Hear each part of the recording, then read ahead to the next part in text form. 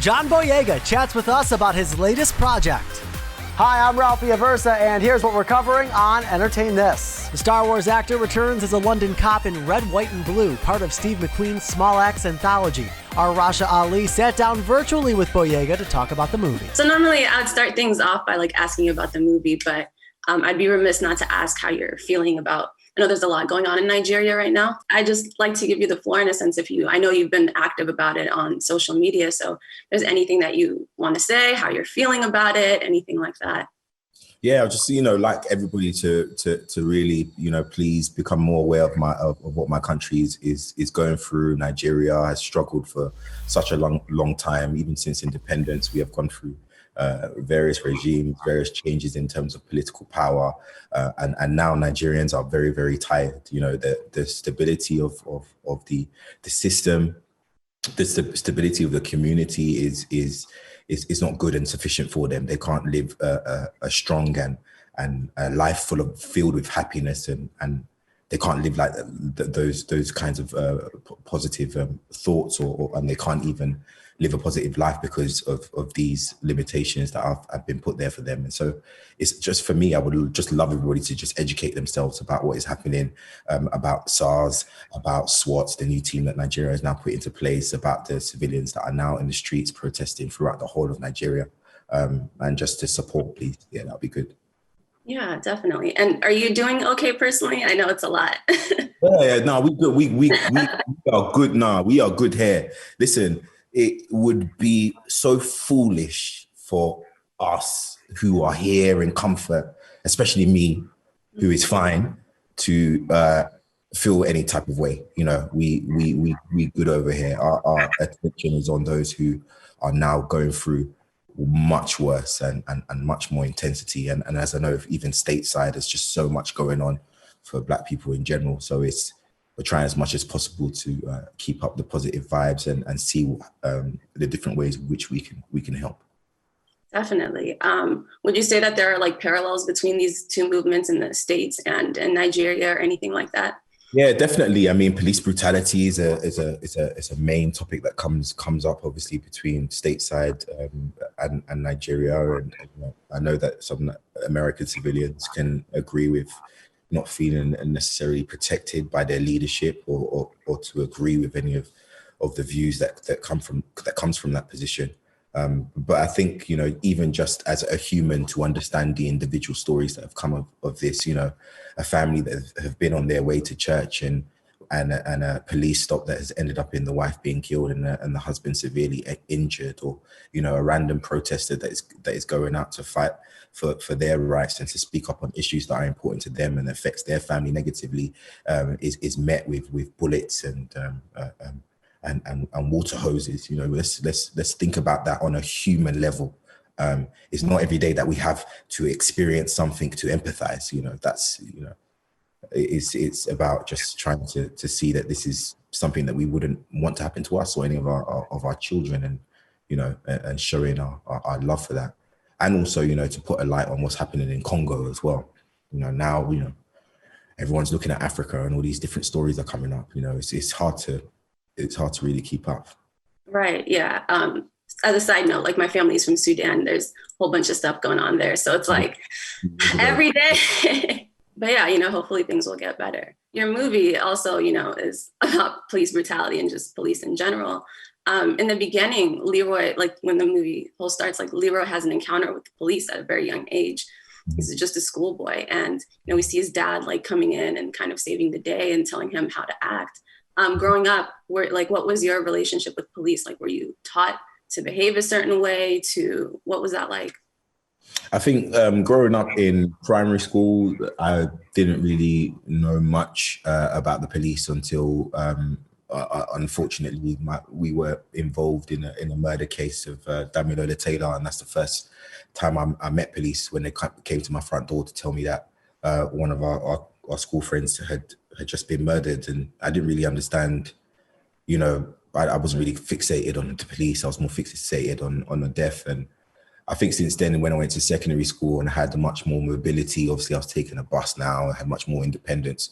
My dad would definitely tell me, to make sure that if I see police, to just keep it respectful and try to stay out of any trouble. But with that being said, I've had mixed experiences with them personally. So my perspective is quite complicated in that way, in that sense. And then, so there's also a point in the movie where Leroy is having a conversation with his friend at the cafe, the guy who speaks Urdu. And, they're both talking about, like, he's like, the police force doesn't appreciate us for who we are, just allowing us to be ourselves. And I'm curious, I know he's talking in the sense of the police force, but I'm curious if this is something that you've experienced in your own life, in any walks of life, jobs, anything that you've had. Yeah, I think that is a valid conversation for all different types of careers. And I feel like that scene speaks to many of us Black people, especially who find ourselves in a very corporate all white space. And that when you do find, that other black person that is there, you have those conversations where you're just like, you feel like there's a lifeline there, because being misunderstood to convey to be something that you're not, or for your passion to be perceived as anger, is something that you're having to navigate every single day. And because of ignorance, so even in having to navigate that, you just want to be there to do your job. And then there's this extra layer of an experience that you also go through. Some experiences I haven't had that at all, and they've been completely positive, and you see the benefits of just a completely positive environment. But others, unfortunately, you do get a different type of experience. And I guess even in that scene, that's something that all of us, even Steve himself, can definitely relate to.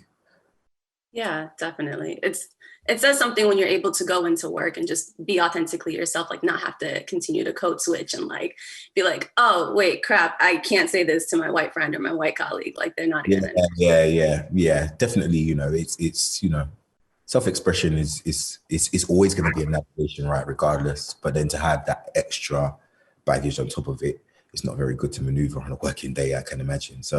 And so there's this other part that really spoke to me too, when, again, Leroy and his friend were, I think it was probably like the cafeteria at work, and these two white cops, they overhear them mocking like people who are speaking a different language. They're like, they've been in this country how long, and they're over here speaking like Zulu or whatever. And, you can see Leroy get angry and get upset. And it's kind of just like, I know as Black people, there's a lot of moments in our lives where we overhear certain things, and it's just like you kind of have that internal dilemma with yourself. Like, do I say something, or do I kind of just like turn the other cheek, preserve my peace? I'm having a good day or whatever. How do you kind of like reconcile that? How do you always speak up when something's... I'm so sorry. I ain't even no reconciliation thing. Anyone would be dead for that kind of conversation around me.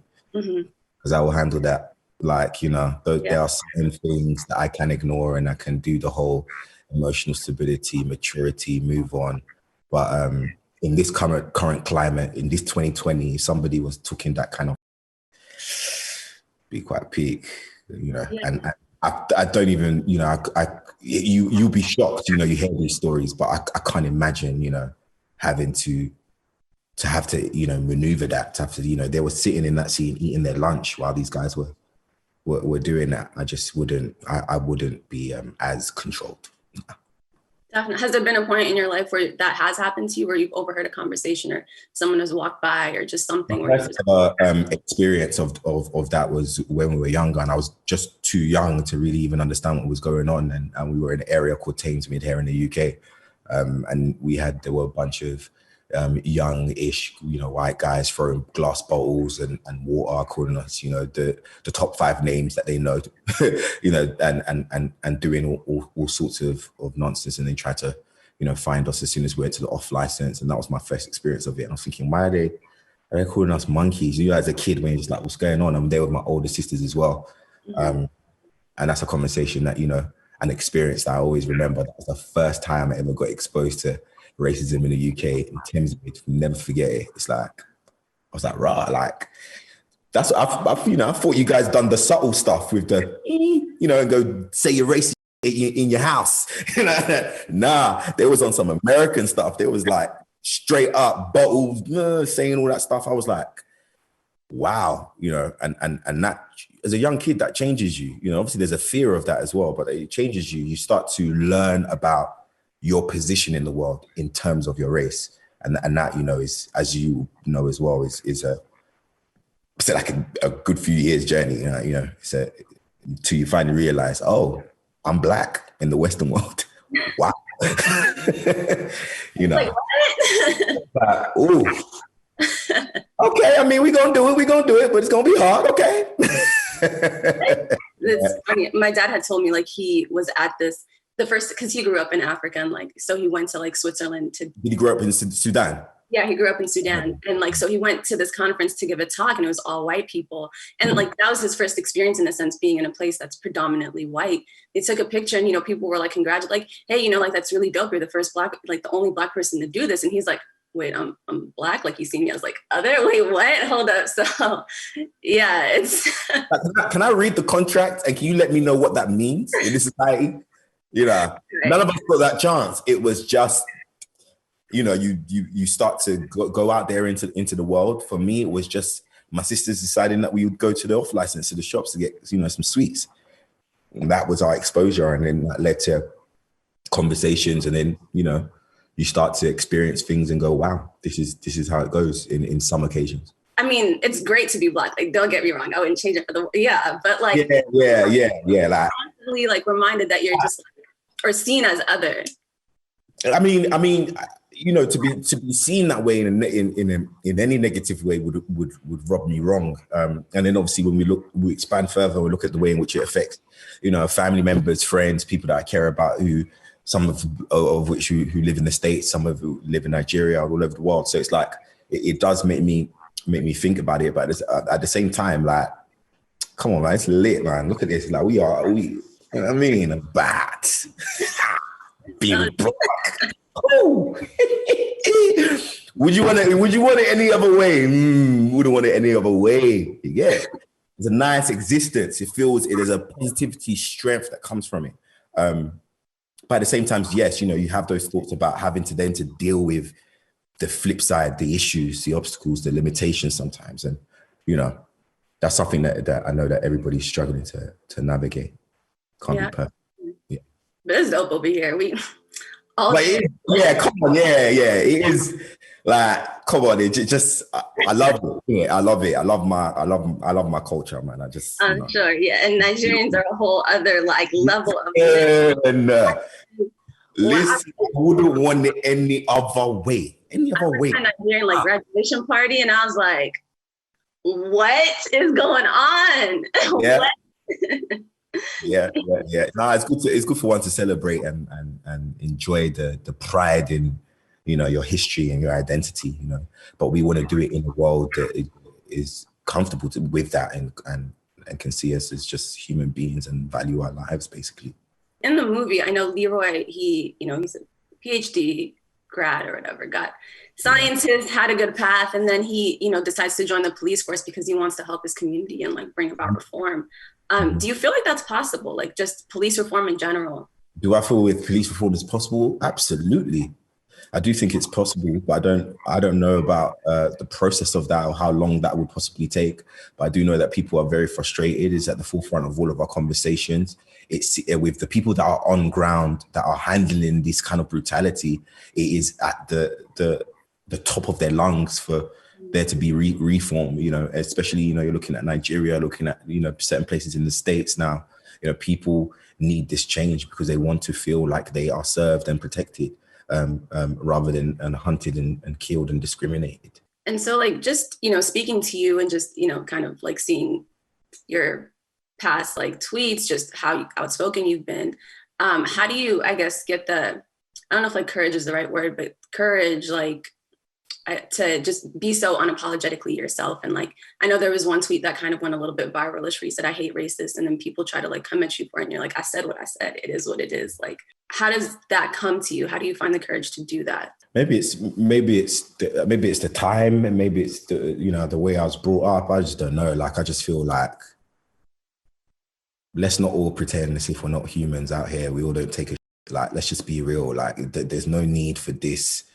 weird kind of fake relation to each other. We if anybody was in my position, there would be something negative and positive to say, So for me, when I deep that, and I know that I'm never going to change that, I'm comfortable with supporting what I support out loud. And sometimes it's just you know, a good thing to do in a moment where you're like, it seems right. They seem a sense of responsibility in terms of what changes you can give to change truly happening, you know. So I guess it's just a mixture of those things that keeps me very, very vocal. And obviously because like, I'm just like that in it. It's just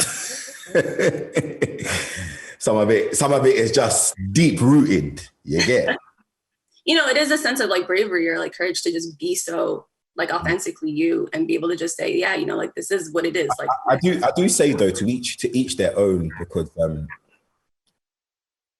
I like, you know, I guess one thing I've learned about this whole experience, you know, being outspoken, doing all that kind of stuff, is that because I remember when I was unknown, like I was just like anybody else. Ain't no one was looking for me, no one was chatting about me, nothing. And I would hear about a celebrity saying something or whatever, and I'd believe a certain, you know, version of whatever the story is. And now coming into this transition where I am that person that you might have said something or whatever, and then you see the way that translates in so many different ways to so many different people, is that you just don't know the complications of people's lives. Remember, celebrities are given the same 24/7 you're given, you know, and Twitter, Instagram does not embody a whole 24 hours. So it's like that complication and that nuance and being in that position for me is like, wow, it's a ongoing learning process and something that I take in, you know, quite a lot. Right. And being in that position, is there something that I guess, you know, like people have just gotten wrong about you? Because like you said, like there is a certain lens, you know, with press, with media, with whatever it is that you put out there, it's kind of just like, oh, this certain image. Oh, you know, John is like this. He's like this. Is there something that like, you know, like that people have gotten wrong about you? They kind of just want to clarify, like, I'm this person or anything like that.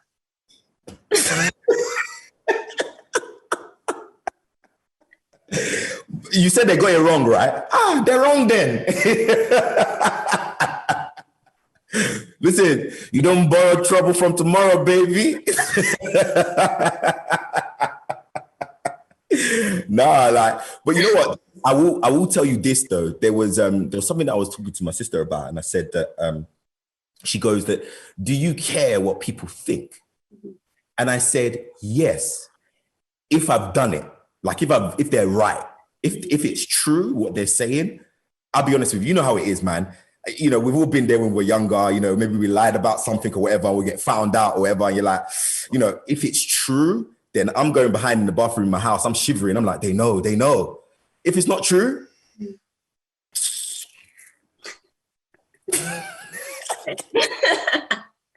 Hey, that's true energy right there, though. True energy. That's a move. Make sure what you're doing behind the scenes matches up. As long as you're settled here, they'll be saying all sorts, man. It's normal. So I guess like, what is your hope for Black people of the world? You know, like in a sense, like in a perfect world, what would life be like for Black folks? I definitely think, you know, just a chance at life. You know, I don't think Black people are looking for handouts. They're looking for the opportunity to show their excellence, great education, much more better bonds with family, specifically creating much more healthy environments for our babies, our children, all sorts. I think also our connection to Africa as well. We, especially those of us in diaspora, find ourselves in, you know, stateside, and you know, for some of our people who may not know their history and feel like, you know, because of that, there's a limitation or obstacle to Africa, to that connection. I hope that we get to reestablish, you know, those. It doesn't mean that you need to do your DNA and find out you're from somewhere, but it might mean that, you know, you love Ghana, you love Nigeria, you love Congo, you love Kenya, and you just want to go and visit. I hope I see more of those things, a restoration of our identity and culture, you know, on a global scale, and just positive vibes and the ability to just coexist with everybody and just chill and live our lives, because, you know, done with the bullshit, you know, that's all it is. Thank you so much for your time and have a great day. It's been a pleasure. Pleasure. Thank you. Take care. Hey, thanks for watching. If you like this video, check out these other videos from USA Today Entertainment to stay up to date on all of the latest celebrity news.